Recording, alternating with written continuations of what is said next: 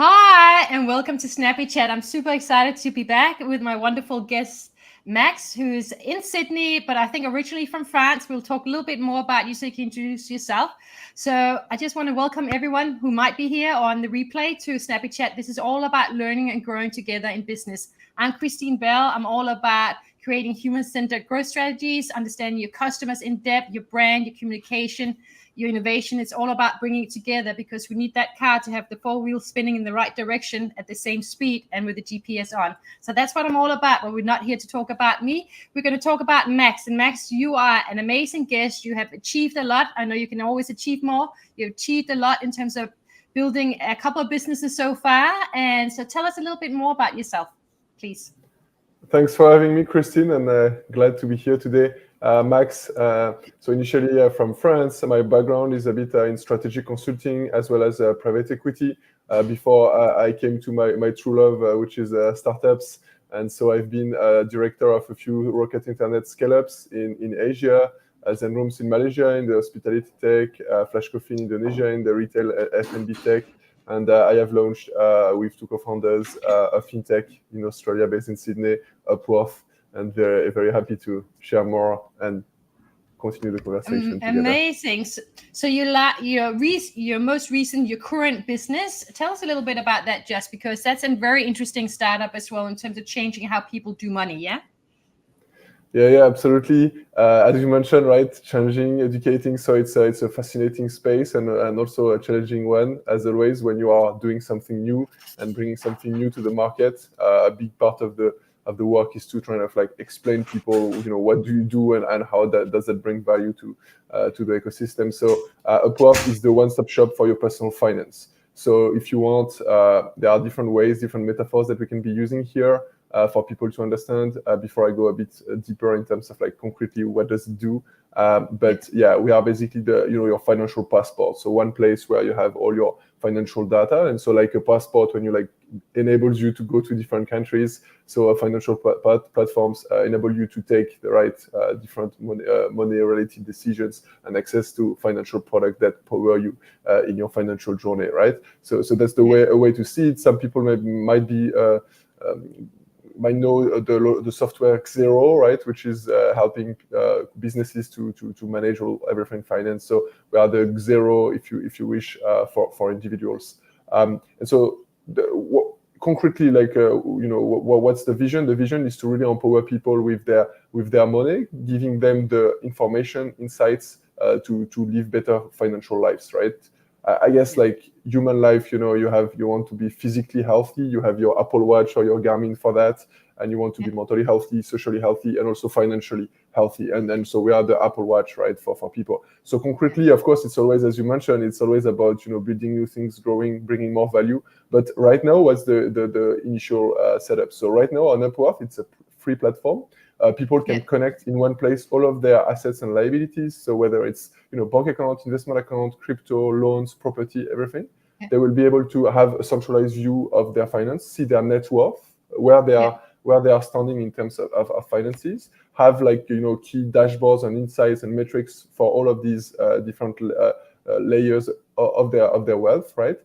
And then on top of that, being able to do the right decision. So for instance, the second pillar of what we already have is actually a budgeting tool. So people can, we categorize using AI automatically all the transactions of people, so they can have an understanding of their spending, historical spending across all categories, subcategories, as well as set targets to compare basically their actual spend to their target in the historically and also in the future. And lastly, I think an important point as well of what is already in there in Upworth is really trying to help you understand where do you stand versus the market. So typically, we started with two key financial products, savings accounts that pretty much every Australian has, as well as mortgage, which many do. And so comparing your product to the market. So telling you, okay, this is what you have. These are the products available in the market. So we use open banking. So we can actually scan the entire market and tell you, okay, how much you are missing out on. So for mortgage, you want to minimize your interest, but for savings account, you want to maximize it, right? And so enabling you, giving you the visibility and the tools to make choose the right product. And so that also just quickly leads me to how we are currently monetizing. Considering the platform is free, we are very transparent on that. So we monetize by helping a proportion of our users to access property financing, like a mortgage. And so we help them to find the right strategy, the right products, and then we get paid by the lenders when we help them to settle the loans. Wow. This sounds like a very, very powerful tool in terms of giving the power back to the people and empowering them to actually take complete charge of their financial health and being able to literally see everything that's going on. So wonderful product. So thank you for sharing. We got Usman here. Thank you for being here. Greetings from him. Thank you. So this is really exciting because this is a big platform. This is a big thing that you guys have created. So tell me a little bit about the challenge of, going from, I have a passion for startups, I want to create something, get investors in, and literally also get obviously customers in, because without customers, there is no business. Yeah. So tell me about what's the big challenges here. No, we thrive in challenges in startups. But actually, initially, not only we thrive in challenges, but we are created out of challenges that people face that we help solve, right? And so, in terms of like the genesis of Upworth and how did we came about. So I think there are always two things, right? When you like a startup is a human odyssey, right? So it's also about the people. So obviously, like we are three co-founders, and my co-founder Alex and I, we are at a stage in our career where we wanted to, after being executives in scale-ups, like launch our own thing. Yeah. And then we kind of looked at the market. He's Australian, based in Australia. I was in Indonesia, so decided to join him here. So we looked at the Australian market based on, when you make decision of launching a business, I think it's a mix of what are your interests and your strength, and also what are the missing, like the gaps in the market, and how you can bring together those two, right? And so we've got to have a look at the market, don't we, in terms of that, like really start having an overview what's going on in the market that we are interested in and where are the gaps. And I just want to say hello to Lewis and Mark Asherbrowner from the House of Business community as well. Thank you for being here. We appreciate you. So this thing around actually being for the, looking out for what's going on in the market, I think that's something I've seen is missing a lot for small business owners, in terms of they're quite blinkered and very focused on just them and what they're doing, rather than looking at what's going on in the wider market. Yeah, look, it's super important, but of course, as always, it's easier said than done. Like I can speak about it and then be disrupted tomorrow. So I think that's why also what we are really conscious of, and what everyone should be really conscious of, is that like yes, you need to solve a problem for the market right now, but you also need to solve a problem for the market tomorrow. And maybe, yes, you have a perfect market fit today, but tomorrow, not anymore, right? So you need to constantly like reinvent yourself and adjust, because the world is changing very fast, right? So initially, yes, we identified the space. We saw that there were, and also, of course, do market research, do customer interviews and all that, but also, try to be a bit smart and look at, like, let's say, for instance, other similar markets and other players out there, because they've basically also done a bit of the work for you, right? So, so that's what we did. Looking at, we are interested in personal finance, looking at markets like the US, Europe, seeing like some players, so like similar markets, a bit like Australia, and then looking at Australia and being like, oh my God, there is a gap here, because this kind of solution is not available here for whatever reason. Actually, there was players in the past, but they died, and etc. Trying to understand, of course, like, why did they die? And so we understood that basically there was a high willingness to use of personal financial product in Australia, just like in other mature markets. However, there was a low willingness to pay. So meaning, if you have a model in which the only way you monetize is from people using the platform, then you're going to die very quickly, like the previous ones in Australia. Even though they had achieved like very good traction in terms of having millions of users and things like that. So we're like, okay, that's where we came with the model of like the financial product intermediation, starting with mortgage, meaning like, okay, the platform is free and we have another way to monetize, so we don't die, but we still provide maximum value for our user on the platform, right? So I think that was the learning. That's a big learning. Huge learning. And I think what you're saying as well is, look at your competitors, look at the trends, and keep staying adaptable. Don't just do it once. Keep looking at what's going on and how things are changing, because we get inspiration for everyone else. And I love that you also learn from the past people that have tried it in Australia, not thinking, they didn't know what they were doing. You actually went, okay, hold on. they probably knew what they were doing, but there was something wrong in the model. So how can we change our model? So I love that. So thank you for sharing that. Yeah, no, look, and I think it's all about once you've started and you have an initial product, initial traction, you have an initial vision that is driving you forward, but at the same time you need to be nimble and take in, as you said, and for us as early stage founders, we are really about interacting one-on-one and chatting with customers, with as many customers as possible, to understand what were the challenges in the product so we can improve it, but also what are the things that they were wanting and not finding in the product, right? And so actually we were wrong in many ways, and that's totally fine, right? I think if you want to build forward, it's really about quickly discovering how much you're wrong and how often you're wrong as fast as possible, and as long as you discover, and be okay with it too. Go, hey, that's okay, I'm learning. Look, for instance, to give, I think, two examples for us. The first one is we were okay, we are really focusing on the net wealth tracker and the market comparison and all that, but we are not gonna do a budgeting tool because there are already budgeting tools around, and the banks are doing budgeting tools. There is no need probably in the market for an extra budgeting tool. And so, but then we actually listen to our customers, we listen to the feedback and then everyone was oh, but I want to have a budgeting tool. My bank budgeting tool is shit. It's only covering what I do in this bank. 40% of my expenses are categorized, are unknown. It doesn't help. And then the budgeting tools out there, they are expensive, and they are not. They come from US, Canada, whatever. They are not adapted to Australia. They cannot take properly the transactions in Australia. And so we got all of this feedback, and then we're okay, so actually we are just wrong.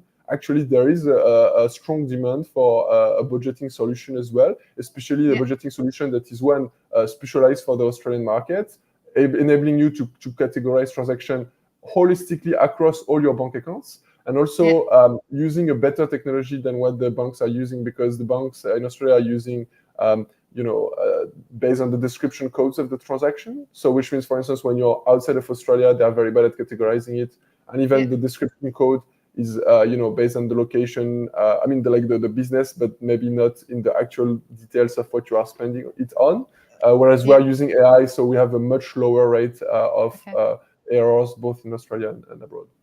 That sounds really fantastic, and I just want to share a little bit here. There's some people more people here. We got Russ Hedge, I think, here. He's amazing as well. He's from the US. He's got a marketing network business as well, which is amazing. Mike Ashenbrowner, if you haven't been on his show yet, you should check him out. He's big in the US market. And this leads me, Matthew Thomas is here. Troy, I think, might be here as well. Now, this leads me to a great question. Are you guys planning to go to the US market? And then how do we go from establishing ourselves in Australia to actually going, let's go bigger? And I got another question, which is different, but at some point I want to talk about getting investors as well, if that's okay.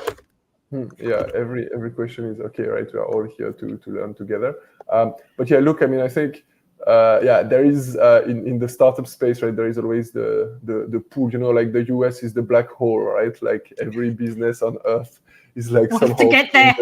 the gravitation of the US market, this kind of behemoth that is, scary. But maybe also, Asia is better. It could be Asia is a better market. Yeah, look, so in terms of the exact sequencing of expansion and which market, I think at the end, the US, the advantage of the US is that it's is the place where by far, and especially for startups, there is the biggest pool of capital in terms of investment. We'll speak of that later, but yeah, also in terms of market, right? You have 300 and almost 340 million people that are also culturally it's the country of capitalism, of entrepreneurship. So people are very open, risk-taking, trying new solutions always. So it's a very exciting market for this, right?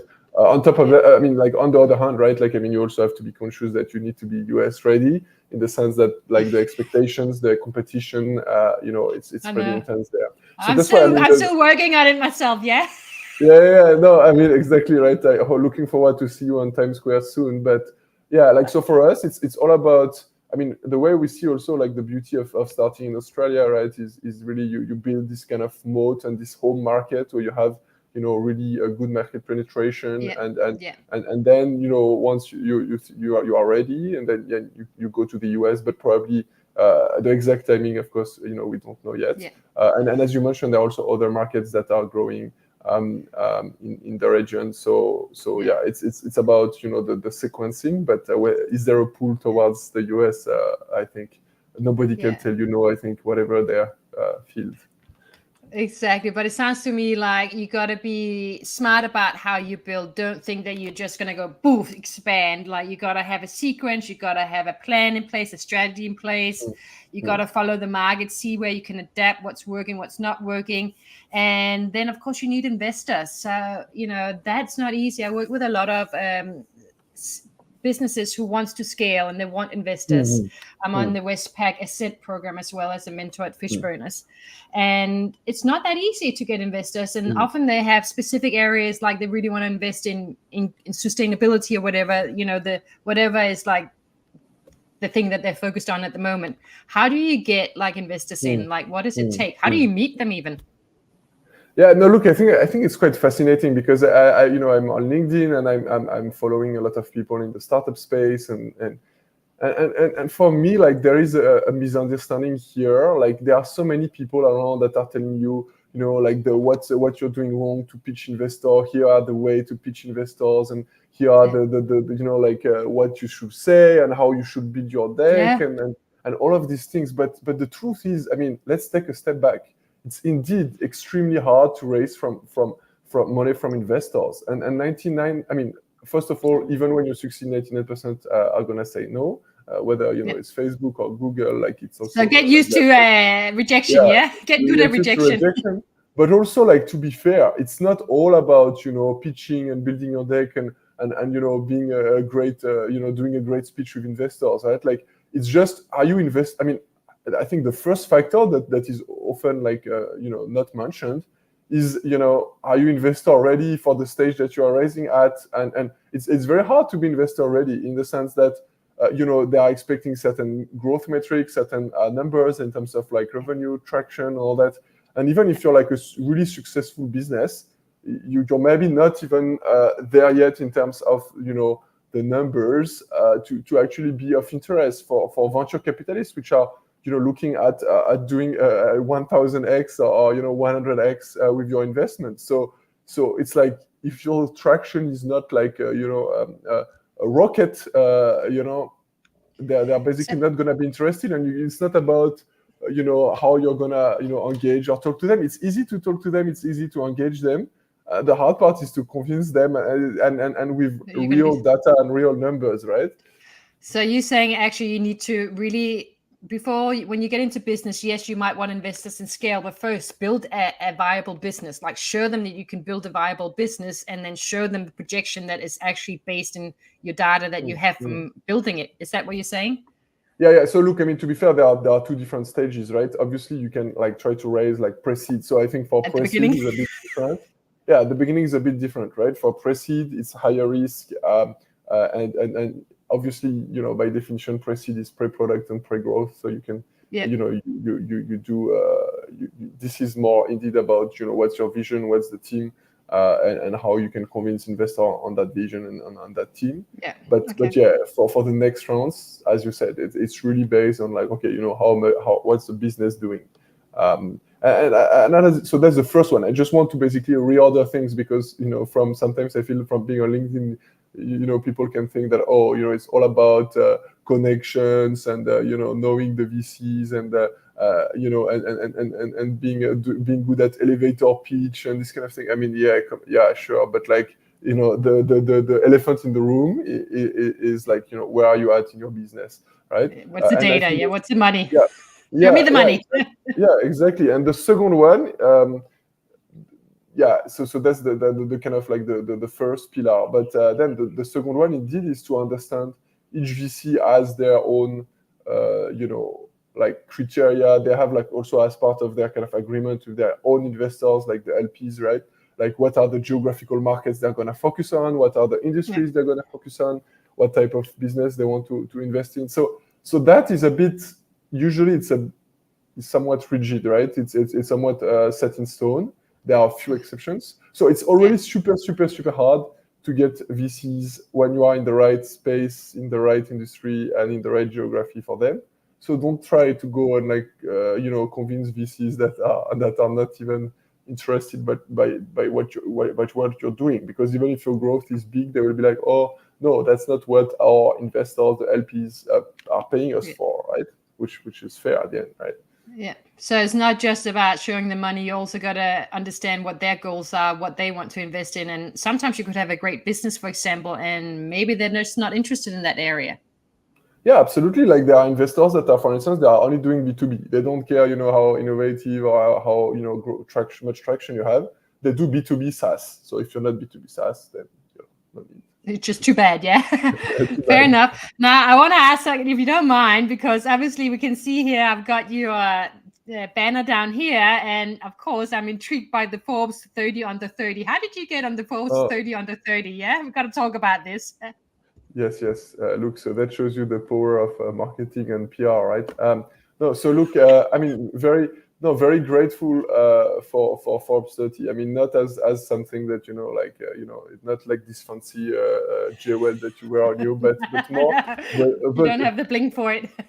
Yeah, I'm not really a bling bling guy, but no, I mean, however, for the community. So for me, like the value is in the community. It's a global network of people across the world, basically. And so do you apply to become a member of it? So yeah, I was going to into that before saying, first step was like, what do I see in it, and what do I think is great is because of the community and meeting with like-minded individuals across the world that have shared this ambition, this passion for entrepreneurship, for creating, for growing businesses. But then so basically, how does it work? Yes. So first of all, you have there are two layers in Forbes 30. So you have Forbes Global. And Forbes Global is doing Forbes 30 nominees, right, every year in North America, in Europe, and in Asia. So I got the one of Asia in 2022 when I was director of Flash Coffee in Indonesia, and was about the successes that we had in scaling Flash Coffee in Indonesia. So you get nominated. So anyone can nominate and then nominate you if you are less than 30 years old. That's why the 30 here at the time of the results of the year batch. And then they have a jury. It's a publicly announced, like the jury was reviewing all the nominations, and then a few months later they share who has been nominated. Right, so that's how it works. Wonderful. So you have these regional, global Forbes, right? Asia, North America, Europe, and then you have like franchises, meaning like Forbes is being like a magazine. They have local franchises of Forbes. So for instance, this year, Forbes Australia, which is one of the franchise of Forbes Global, actually launched their own Forbes 30 for Australia. Very nice. And so the first batch was actually 1 month ago. So we welcomed a few more people in the community here in Australia. Was great. And so a few of these kind of local franchise like Brazil, Australia, Africa, they have their own prize on top, and so they join the community as well from this different door. But we are all under the same umbrella. And what is cool is they also organize events. So last December I was in Singapore. There was like a 2 days gathering for the entire Asia, and so great opportunity. So it sounds to me what's really, besides it looks great on your brand, of course, but it sounds to me what it's really around is connecting you with like-minded people, and it's coming back to the fact that in business, one of the most powerful thing I can do, and Mike Ashenbrowner will agree, is we can connect with like-minded people. This is how, when the going gets tough in business, I have personally found that having other people going through similar things or understanding it is actually what keeps me going sometimes. I mean, absolutely. I mean, a business is you're never business. If you're a writer, maybe you can write a book alone, right? But if you're a businessman or woman, you cannot do anything alone, right? You need partners, you need clients, you need suppliers, you need customer. It's all a collective journey, right? And so having working and building and delivering value to the right people with the right people, it is the key of success, right? And it's easier said than done, of course.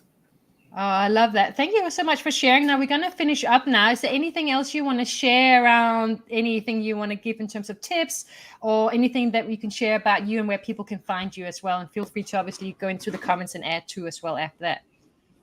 Yeah, no, thanks a lot, Christine. I mean, I think, yeah, like as you mentioned in your beautiful banner, always happy to connect with, ambitious and open-minded individuals on LinkedIn. I have done also a few other podcasts that are available, by typing my name on Google. Yeah. And checking out Upworth.com.au, which is our solution. We're always happy and ready to give, learn from customer feedback as well as give our, support to people that are wondering things on how they could improve their personal finance. And yeah, maybe I will finish with one of the quotes that I like. It's from a French poet, René Char, but translating it into English. Thank you. Like, I don't speak French. Yeah. It's like, go towards your risk, hold your happiness, and go towards your risk, hold your happiness.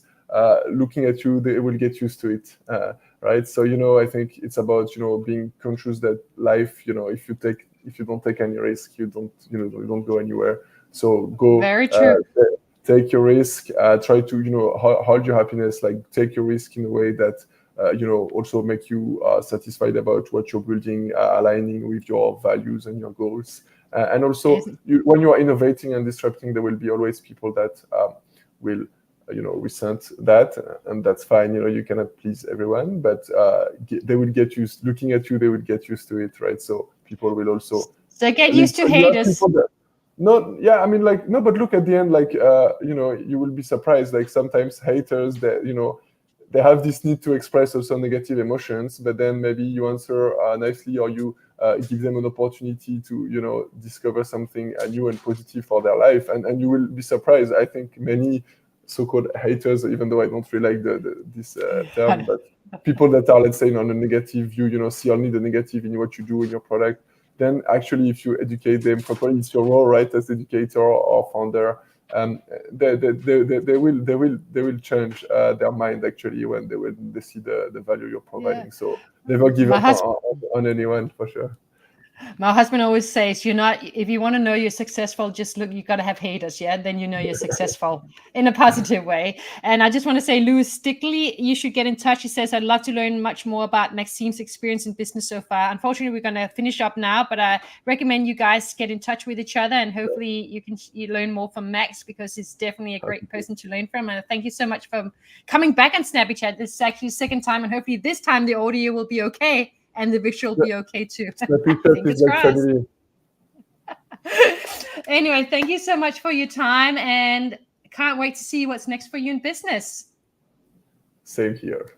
And follow your journey. Wonderful. And hopefully I'll see you soon in person as well in Sydney, even though, it's a big city, but it's not that big. So hopefully it will happen soon. Absolutely. And thank you for everyone here. We appreciate you. Thank you so much for being